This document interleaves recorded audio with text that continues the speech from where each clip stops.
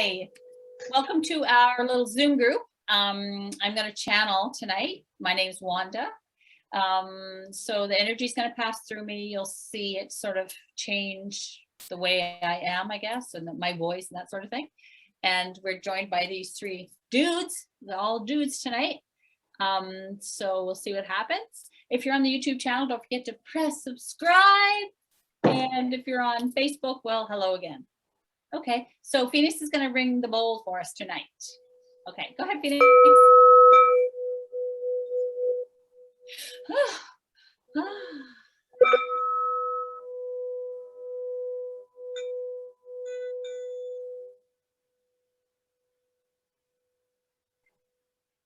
This is important to begin energetic exchanges with, when possible, with a certain note that reverberates at a different frequency than the human voice. The human voice is not able to carry energy in the same way that a note does. So it's important whenever possible to have the note. It changes the vibration, brings it up so everyone is around the same, and then you may have an energetic exchange where everyone feels what the other feels and everyone experiences what the other experiences. And that is the importance with the energetic exchange. The important word with the exchange is that you all become one and you become your higher energetic selves instead of your physical compatriots, we would say. So when you are coming together during an energetic exchange, your human parts drop away as much as you allow them to. It's difficult to leave your human brain, ideas and tasks and all of that aside. But if that is possible, the way is made clear for the energetic exchange to occur. So the note is energy. It clears the way and reminds you that you're all one. You're all listening to the same vibration. You all become the same vibration, and the universe of love becomes the same vibration. Therefore, everyone here is one, experiencing the same thing. So often there are times when it is heard something that you are thinking and it is applied to someone else, and that is because you are all acting as one energetic being. Believe it or not, it sounds strange, but each human has a part of the universe of love within, and there are times when you elevate to that place, leave your human aside and become one during exchanges such as this. There are many different ways to have this occur, but this is one of the ways that you become one. So therefore you hear what others need to hear, you say what others need to say, and you become one in this way. So what will we discuss during this exchange?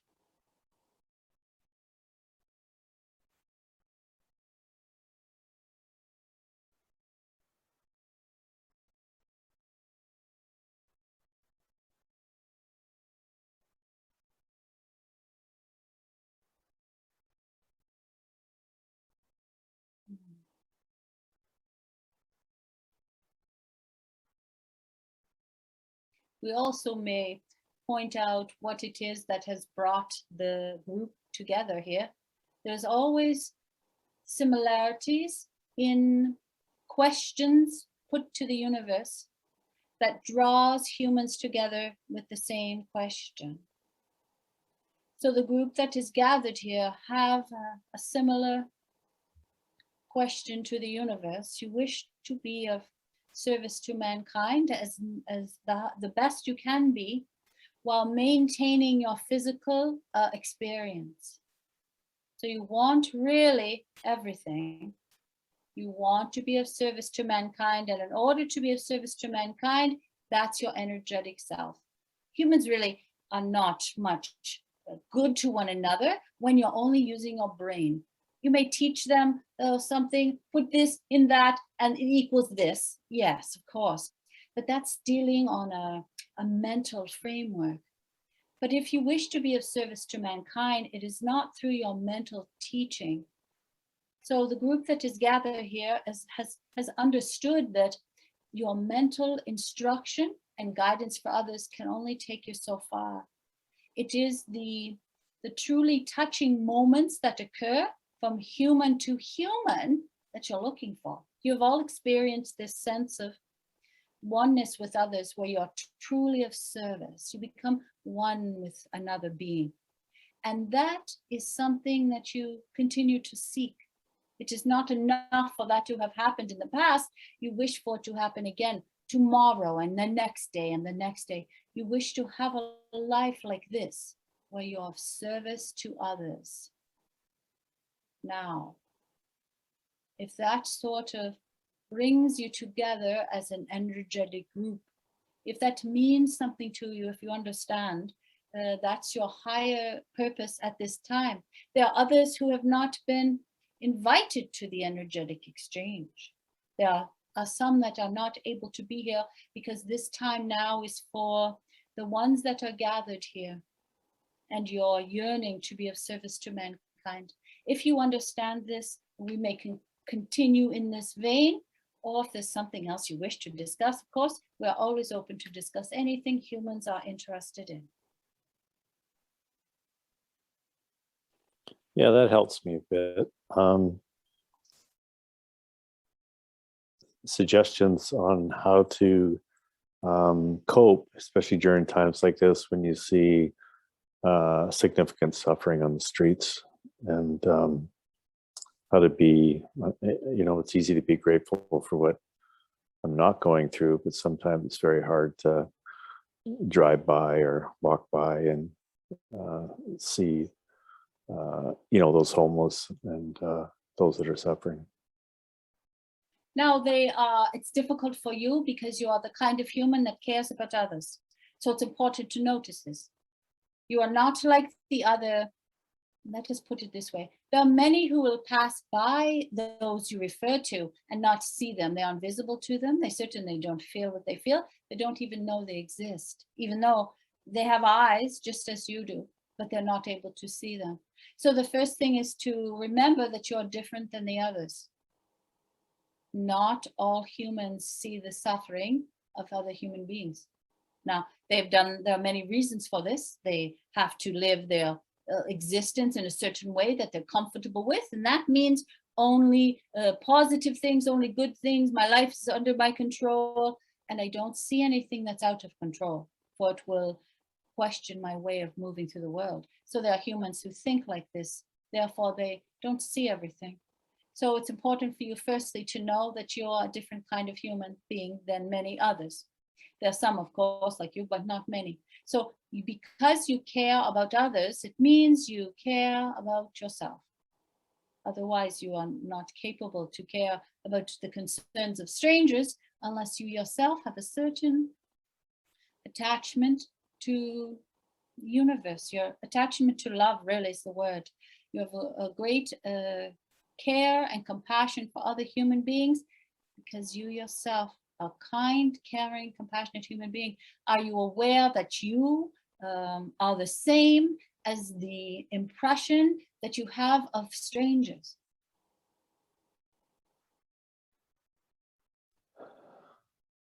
Yeah, I think I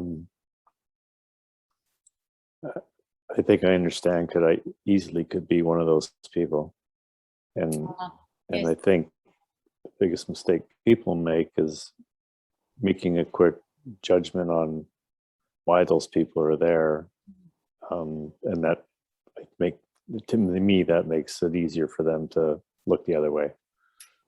That is only a very small part of it. There are some humans who have the same eyes as you and can look at the exact same situation and see it completely different than you do, because you are a different kind of human being. You're a kind of human being that sees pain and carries the pain of others. Humans, many don't do this. They're not capable of it. So it's not that they just decide, I'm not going to look there. They actually have their eyes closed. They actually can't see them. If you were to say, well, I can see them right there. They have a blue coat on, they have shoes. No. The others don't see them at all. Now, what we mean, don't mean actually don't see them. they're not capable of seeing them because it means too much for them to see them. If certain human beings see other human beings who are suffering, what does it say about them?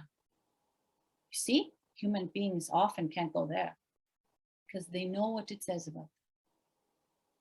That they are unkind, uncaring. They don't belong on the earth, they're so cold. Human beings cannot possibly go there, many. But you yourself are able to go there. You're able to look within yourself and say, I don't like that about me, that's very dark. I kind of like this about me, that's pretty kind. I see that that's my brother. And you are truly one with others.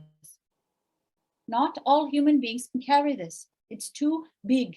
It's too big of an emotional connection to other human beings to see them as they are. Are you able to understand this? Yes, yeah. So we would like to continue with it because why are you joined with the others that are here? Because we have brought forth a notion that nothing happens in your, not nothing, there are things that happen in your human world that are not accidental. There are humans that come together for a reason, for a higher purpose, such as caring for those who cannot care for themselves. Now, if you are this kind of human being, and we have said there are not really so many, yet here in this energetic exchange, you have found others who feel like you. So believe it or not, the gathering that is here is about learning to live as a human being in a world where your eyes are open. This is very difficult to see.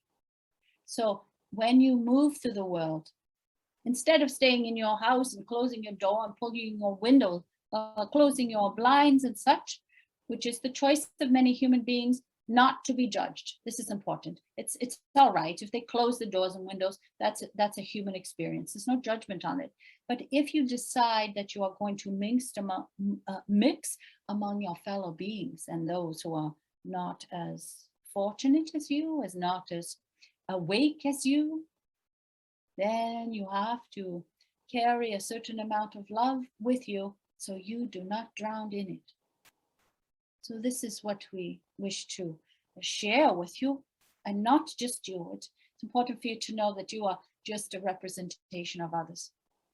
When you mixed among your brothers and sisters who are in pain and agony, or all sorts of different trauma and events happen to humans, when you mixed among them, you yourself must maintain your light. You must maintain your hope, it is a joy, it is an essence of life. It's your very connection to your source, your connection to energy. If you lose this connection, you will not be of service to them, you will join them. We will say that in a bit of a softer way because it sounds sort of harsh. It's important when you move among those with no hope that you maintain yours. Otherwise, you're truly not of service to mankind. And what you want most, and we don't mean you in this way, what many of you want most is to be of service to mankind. You just need a little direction. So when you're mixing with the hopeless, you must maintain hope. So you will be of service to mankind, so you will feel fulfilled. Then you will be in alignment and you will be one with your source, your whatever you want to call them, it doesn't matter. Then you will be one. Does this make sense to you? Yes, yeah. Let us do namaste. Namaste. Namaste.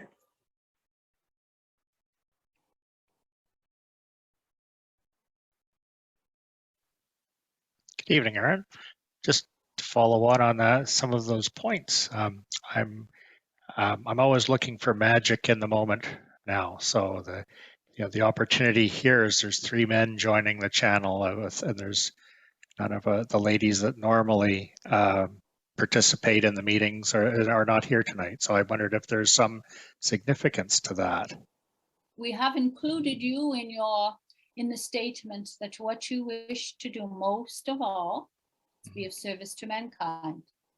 In order to do that, you must mingle among those others who are needing, wanting, hurt, crying, or uncertain, in pain or agony. Now, do you understand what we mean by this? Do you have an understanding that this has occurred in your life before? Yes, absolutely. I understand that part of it. I'm Yes. trying to tie the concepts now in my mind of having hope for the situation and belief, and Yes. how the significance of belief and how that has to play into it. And Yes. trust, I guess, is the underlying aspect of all of that. Because So, go continue. I was thinking about the discussion we had last week, and we touched on the concept of belief and intention, and we talked about intention. And I was thinking of that as well. You have to set your intention to create a belief about something. Yes. And you had countered with that and saying, well, no, you have to believe it's going to happen and just let it occur. And Yes. that implies more trust than setting an intention. So I was just running those concepts through my head here. Yes. Trying to make sense of it. And the reason that this occurs to you specifically is because your brain is more active than your energetic self. So your brain says, I'm in control of this experience and things must run by me before they're accepted. You've heard this before, run it by me first. Mm-hmm. You understand this whole concept, this whole notion of this. Now, what we are questioning you on specifically is this, this notion that you don't have to run it by. What would happen if you do not run it by? What would happen if you truly let your brain take a few moments aside and allow your energetic self to play a little bit? When your energetic self plays, it gets lost in the moment. As you say, it's looking for magic. It's wandering around, looking around, and it forgets that it is that it has to think and run things by and analyze situations. So you get lost in the emotional part of having fun. Now, this getting lost in emotion, we are able to tie in with this being of service to mankind. When you are joyful, when you are free, others notice it. So when you're of service to mankind, it's when you're being your highest energetic self, full of joy, hope, playfulness. Others notice it and wonder whether they are able to live as well. Well, this is what we would consider living a energetic life, a full life. You'd call it a full life. So that would be allowing others to see you having fun, to see you being light with things, not to be analyzing, and we must take this document and all of this, and it must be perceived in such a way. They don't need to see that anymore. All humans have seen that many, many times. What they do not see enough is another way to live. Another way to live is peaceful, easy, singing, dancing, allowing life to unfold, being free with others, allowing their lives to unfold. All of this is being of service, your highest service to mankind. For you are showing others how to live. So when we say you maintain your light, or you're no help to those who struggle, for you, your light looks a little different. Your light is when you're giggling, for this is not the way you always were. It's for you skipping, this does not occur. All of these light-hearted events, they stop and look. And they say, what is wrong with him? Perhaps he's living a life. Perhaps, therefore, I can live a life. It will take them a while to believe this, because you're a different looking human being. You're a very large human being. They don't expect you to skip along the sidewalk. But if they see it, they will know that now they have permission to also, because humans wait for permission for everything. This is the analytical thing. This must equal that, must do this page by the page, and no, you can't skip anything. They know how to live like that. They don't know how to live as free human beings can. enjoying every moment, looking for the magic, such as you have said, loving others when they are cruel to you or upsetting to you. It's a higher way of living on the earth, and you are all very capable of it. So this is the same discussion. When you wish to be of service to mankind, this is what they wish to see. They don't want any more instruction, really. They don't. They've got plenty of instruction. They want to know how it is to be a grown adult human being, such as you are, and be light and carefree like a small little girl. What do you think of that? Challenge might be for me to do that. Doesn't Much, feel like that very is my nature. Yes. But those around you who already know that you're predictable and analytical and do everything by the book will be surprised. And the surprise will get them, just as magic does, you see, the unexpected event. And it will stop them for a moment, and they will think, what's going on? Has the world changed? Is the world now open for me? Because surely if they're able to do that, I must be able to do something that I long to do, but hold deep within my heart and have never told anyone. See, it opens the doors. So when you use this word magic, because it's your way into the spiritual realm, this is your familiar word, your easy word with it. You say, oh, that's magic. So it's easier for you to accept. And you yourself, you're learning also that you also are a magical being. You don't just see magic, you become magic. You've already become more than you ever were. So you are not just a witness to magic. It is incorporated now within you. And you're becoming a magical being who can skip like a little girl.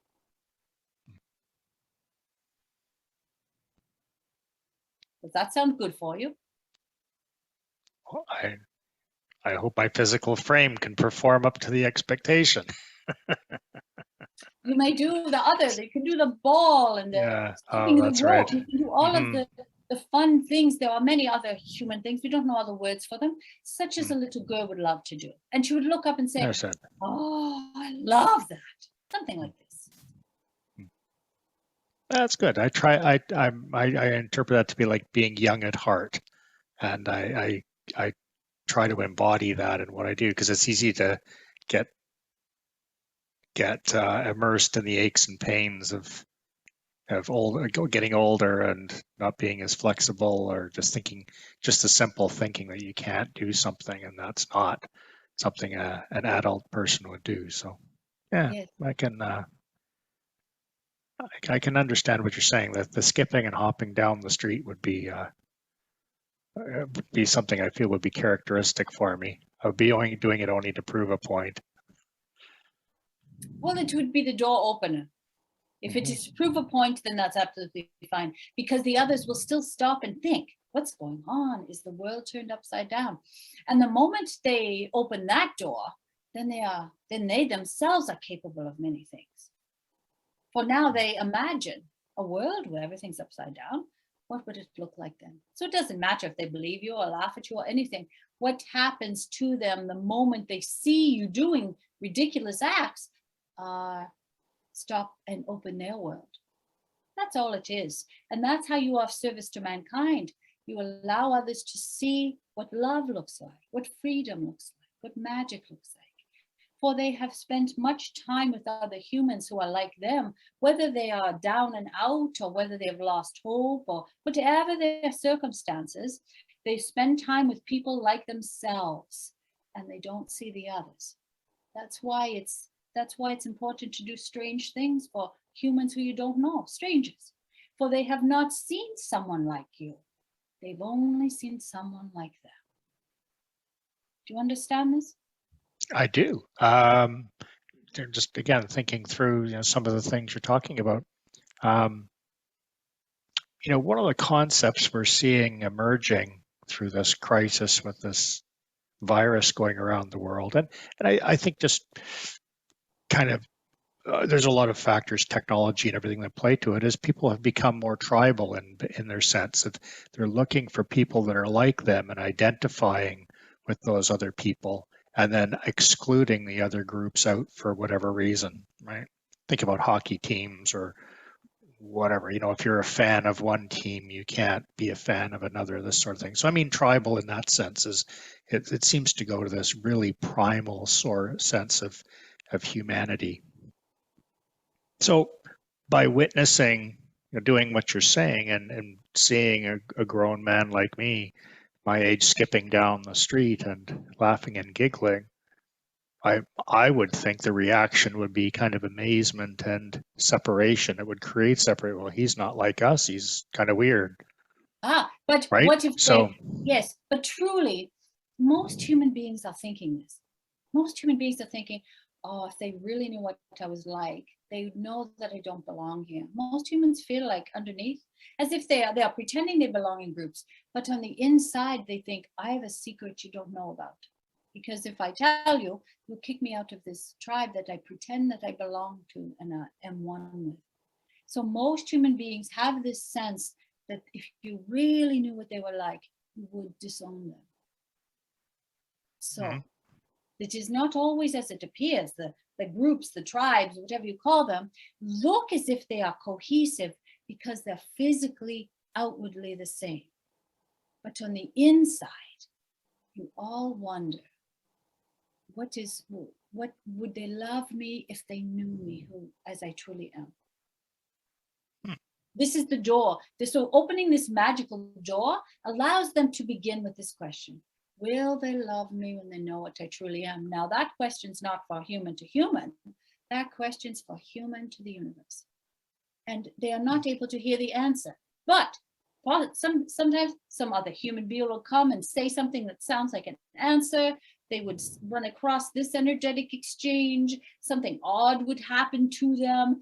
And they would sometimes they can hear the answer. They'll say, oh, is that answer for me? So this is what we mean by magic. There are many things included here.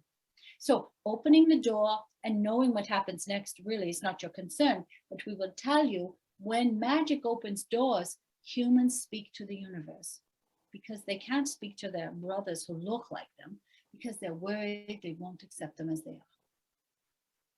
All right.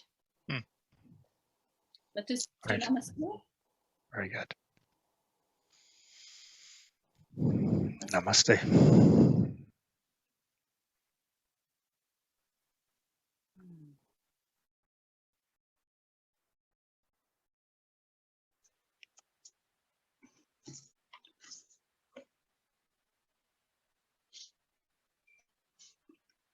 Hello, Aaron. Hello. I need some guidance in how to be at service with, I'm starting a chocolate business and I'm not sure if that is something I'm called for or not. So I just need some insight. What do humans, how do humans respond to this substance? They like the idea. Do they spit it out and hate you for it? No. They love it. Yes. So you are sharing love with strangers? Yes. So you are being of service to mankind? Yes. And you are being of service to strangers. And this is what we are saying here, is that it's easy, sometimes it's easy to care for those who care for you, or care for those who are in your families, but it's difficult to care for strangers. And that's your highest calling, because you don't get any reward for being kind to strangers. There's some part of you inside that just does the right thing, does something that fills you up, something that you feel as if you are connected to something larger. There's a larger picture going on here, and I am just one participant in it. I'm an actor on on a play, on the stage. This is what you are. You are stepping into your role, your character on the stage of humanity, which you are finding your place to join. You're wondering, which door should I go in through? So now you have access to this door. This door is not really about the actual substance. This is about you serving, you giving back, you finding a place amongst others. You have sometime withdrawn your place amongst the others, and now you wish to know where you join back in because you want to be one with mankind. Do you understand this? Yes, yes, I do. So it's your easy in. It's very easy what you have chosen to do. Now, on a larger scale, because as you know, you are speaking of this, and yet you really wish to be larger than this. You are not only a businessman, you are a spiritual energy. So what you are truly giving to others is energy. You're giving them your kindness, your acceptance of them, your non-judgment. This is what you're giving. You're not giving a substance. And it's very important for you to understand, because you cannot stand humans who are substance oriented, who are collectors of physical items. This is not your game at all. And you will lose your own self-respect if you become one like this. Do you understand? Yes, that was my old self. So you want to be something more. You want to share Yes. love with others. So you have found this way to do it. So this is an absolutely fine, perfect way. You're human, having a human experience. But always keep in mind that you are serving mankind. Now, some will laugh at this. They'll say, that's ridiculous. This is not serving mankind. So you must maintain within yourself, just as we have said, you yourself must stay in alignment. You must stay in hope and light for the others, because the others will say, that's ridiculous, that's stupid, it has nothing to do with that. And you see, if you are not connected yourself and reminded of your higher purpose, you will fall prey to this. And you will become a part of the machine, which you don't like. So in order for you to keep your highest purpose in mind, just as the others, you must remember that you yourself are on earth to share love energy. And you will do it in whatever way is presented to you. And you will accept that. You'll say, yes, universe, yes. Yes, yes, yes. Yes, I know this. Yes, I will move forward. Yes, I know, because I'm pulled by my heartstrings in the next direction. You'll know where you're going. You're pulled forward. So as long as you maintain your connection with this pull forward, you'll know that you are part of something greater, and that you are not just a businessman making the next buck. This is not you now. It can be you. You understand that you can be that if you wish to. And also this, if you become the yes man or the businessman, do not judge yourself for that. That will be all right for a time also, for you're just learning. You're only a human being, you see?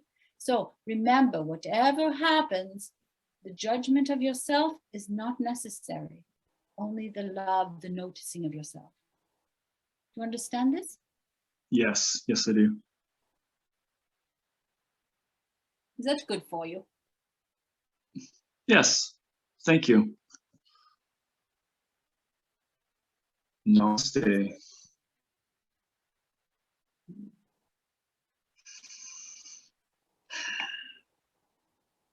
This is a complete thought. This is a complete notion of a process that has begun a few moments before this, but now it is cohesively joined as one. So are we able to hear a note to conclude our time together?